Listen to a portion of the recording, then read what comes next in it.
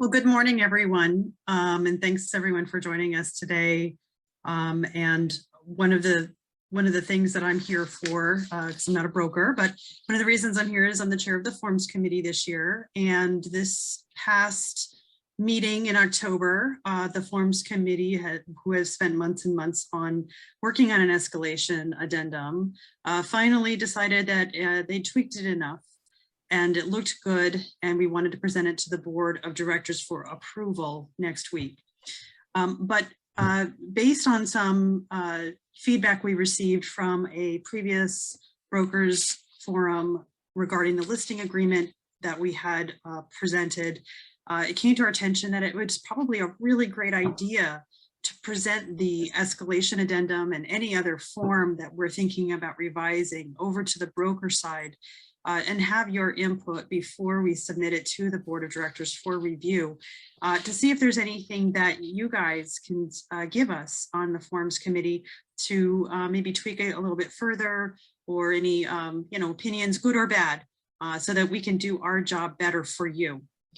So we did send over a copy of the escalation, or Susie, I should say, sent over a copy of the escalation addendum to everyone prior to this meeting. And so if you do have it, you can pull it up, or you can simply look at it on our screen here. And if you, and I just wanted to briefly go through it with you. So the beginning part is pretty self-explanatory. You're just putting your names of your buyers and your sellers in when you're filling this out as the buyer's agent. The first section and the first section where it's labeled 1, 2, and 3 is all to do with what the buyer is going to offer into the seller when you are involved in a multiple offer situation. The first section is all about what your offer price is, how much more over anybody else's net purchase price is going to be, and then what that escalation price is. It also allows for you to change or modify any terms of your original agreement under that second line, or that, I'm sorry, that last line on number 1. So in other words, say you are rating an offer, you find out, you submit it, you find out now there's multiple offers, you're going to do a highest and best, and you're going to do a escalation addendum.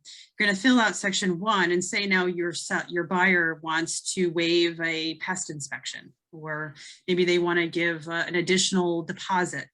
You're going to indicate what that modification is to those terms under except as follows, that little line right there. Okay. The second section of the top portion of the addendum is all about the appraisal. And we went back and forth in the Forms Committee as to whether or not we should put something in here, but it came to our attention that more often than not, whenever there's a hot property, the appraisal is something that the seller and the buyer really should talk about if there is multiple offers on the property and it is something that is going to play into negotiations. So the first checkbox that they can check as a buyer is that they really don't want to negotiate anything more at this time, that they want to continue to keep the appraisal contingency in place, and that they, at this time, they're not able to, or they don't wish to pay any amount above appraised value. The second checkbox they can check is that the buyer is crazy or really wants the property, and they're willing to pay any difference at all, no matter what it is between the appraised value and the escalated purchase price. And they're going to provide some kind of proof that they can do so. Now that proof can come in the form of a pre-approval letter. It can come in the form of cash, that they have on hand, because remember that, there are times when the buyers have the cash available, even if they're doing a mortgage. And then the third checkbox is that they don't really want to leave it that open-ended. They want to have a cap on how much they would want to pay above appraised value. And then the third checkbox allows you to put that cap in there. And so it allows the seller to understand where the buyer is going to come from. And of course, you do need to provide some proof of funds as far as that goes. The third line item is indicating that the buyer is making this offer of their own volition and agrees to hold us harmless regarding their decision. Now, of course, you've had these discussions with them about sections 1 and 2 But we did feel that that was necessary. And we had seen that because we did go through several different escalation clauses that are used across the country. And we felt that a statement of this would be great, would be a good idea to throw into this agreement. And then they sign it, you send it off to the seller for review. And if the seller accepts the offer, the bottom section of this is all that you really essentially need to do besides signing the contract, or you can do further, and let me explain. So if the seller decides to move forward with your offer, they're going to put the purchase price that you want at right there, okay?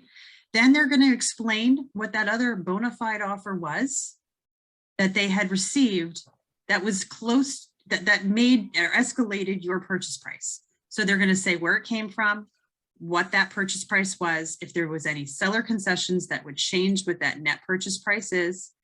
And then you obviously put the net purchase price in this line item and when it was received, because good Lord, you don't want to be going up against an offer that was 2 months ago. You want to, it needs to be an offer that was being considered at the same time your offer was being considered. The third section says that the seller hereby agrees to provide a copy of that offer, okay? So that they understand that you have that, it's proof. All offers shall be compared using the net purchase price. It also is just a little bit of an informative sentence so that everyone understands that if the seller did receive multiple offers with multiple escalation clauses, it could result in a price escalation for that buyer, and they should know that anyway.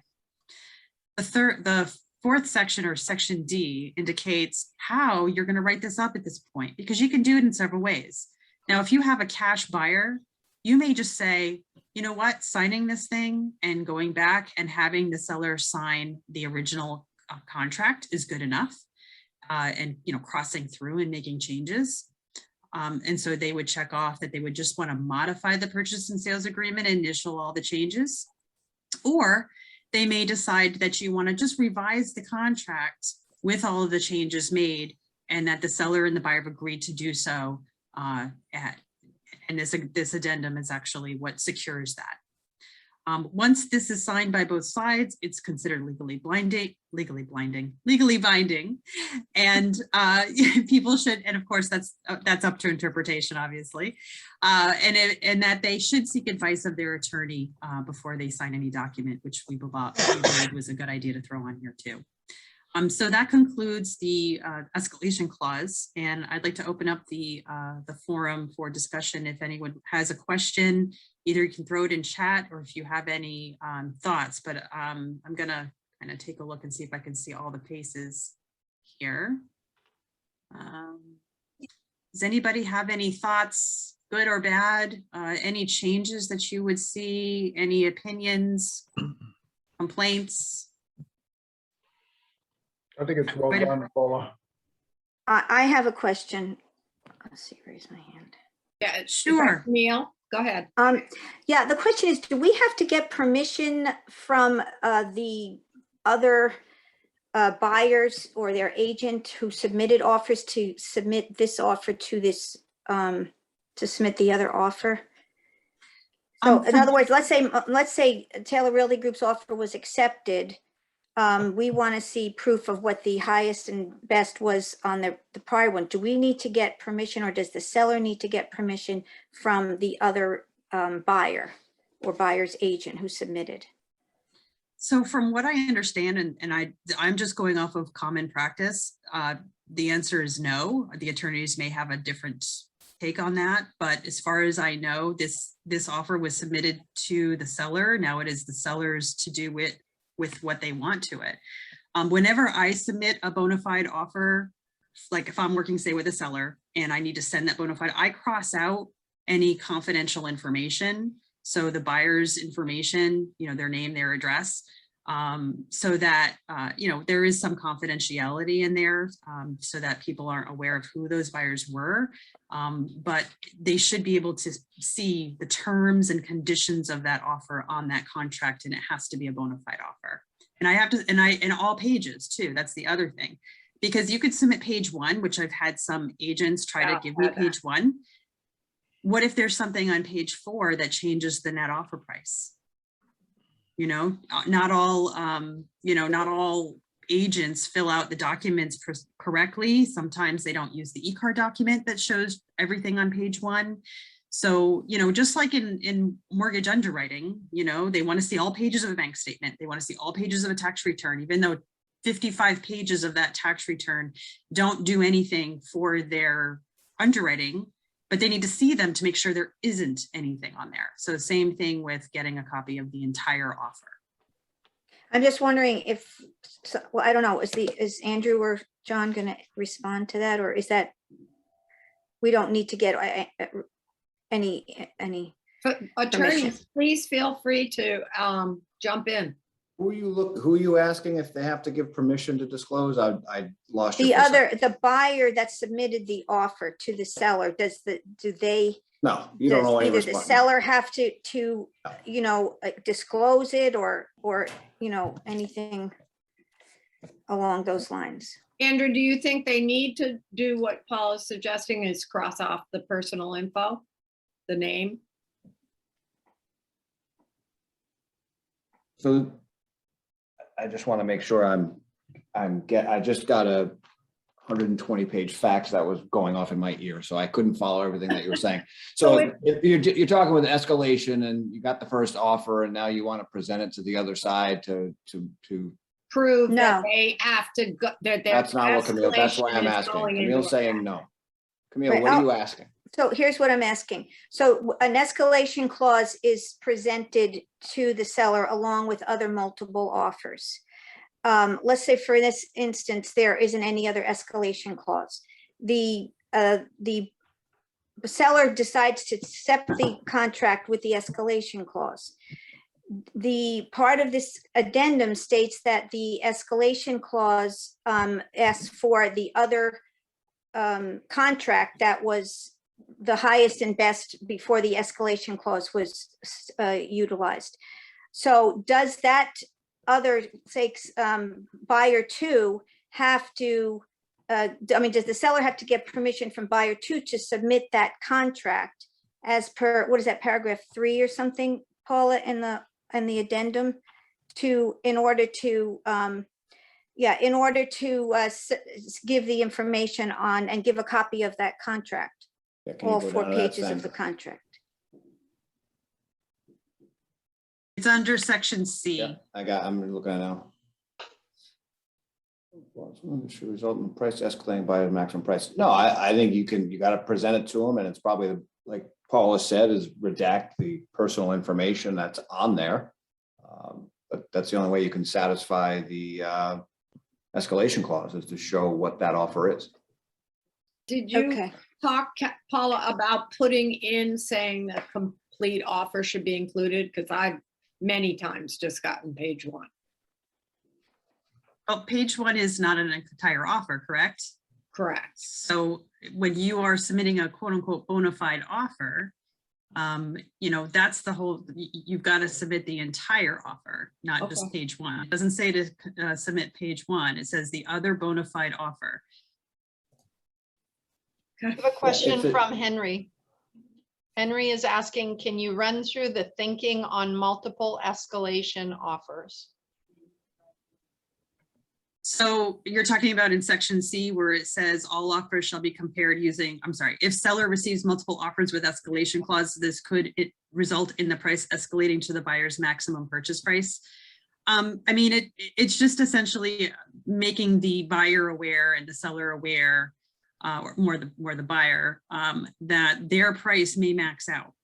They may end up having to pay what here up in section 1, the escalated purchase price, that maximum amount, because someone else may decide that they also want to escalate, or it doesn't even necessarily have to be in an escalation, but if it is, then that can actually make them go all the way up to their maximum. So it's just giving them that information.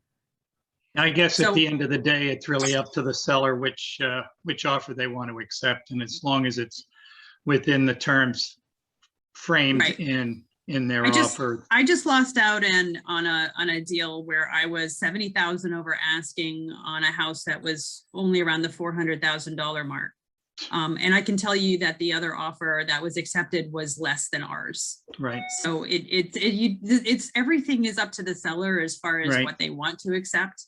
They don't necessarily have to take the maximum Sure. because they may not like the other terms, or maybe Right. the terms of someone else's offer that's lower were better. I don't know what the terms were, but I'm gonna guess that they waived inspections and had a non-refundable deposit or some combination thereof that my clients were not willing to waive. right. I mean, I know some agents who, once they see an escalation clause, will just counter at the max of the escalation, says, look, you wanted to go up this was your limit, here we are.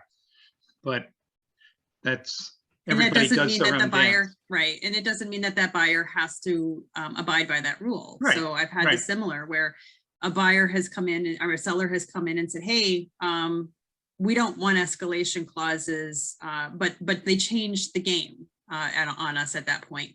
So, you know, if your seller in the beginning, it's a conversation you need to have with your seller before you place the house on the market.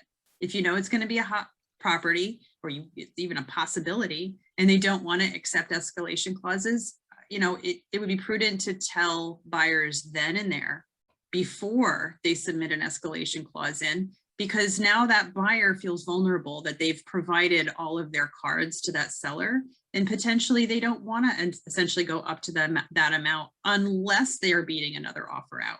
Maybe their maximum purchase price would be less than that amount if you know, they're thinking that they're not going to be competing. So, Yep.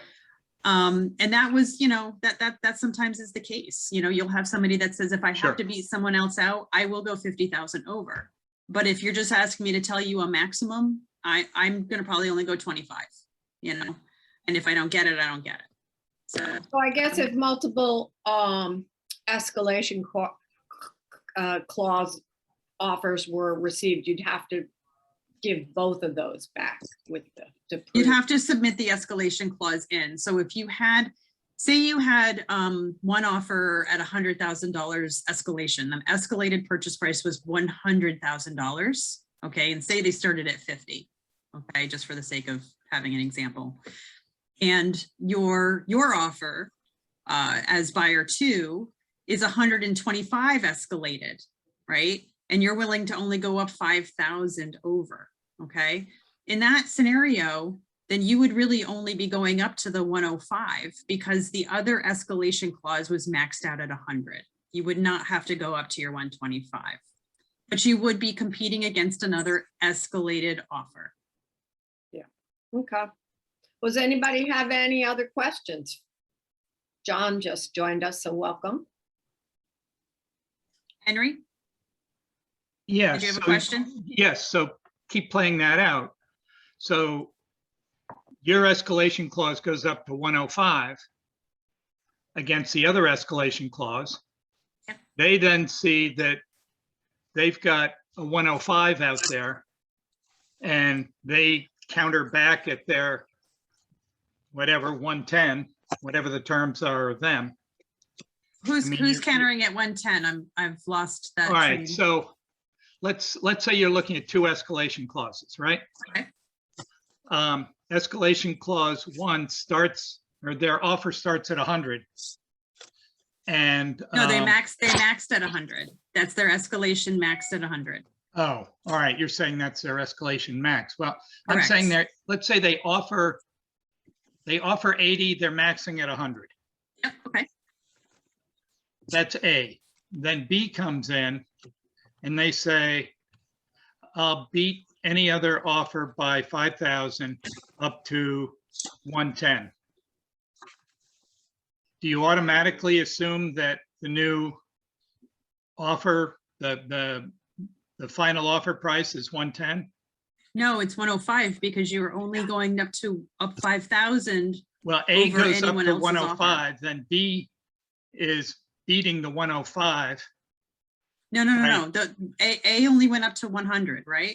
All right, so A goes from up to a max of, well, they're at 80, Yep. But their escalation is to 100. right? Do you And automatically so- take them up to their max? Well, because they're willing to pay it, Yeah. right? So So- yes, So instead of going back and forth 85, 90, 95, 100, you automatically go to 100. It already, yes, that's how it escalates. And then their maximum escalation is 100. And so therefore someone else is willing to pay 100. So therefore the other offer B, or whatever you call it, is escalated by 5 over that to Right. 105. So I guess another way of thinking about it is you've got an escalation clause, you've got 2 offers with an escalation clause. You assume that the lower escalation clause is the one, max is the one to be beat.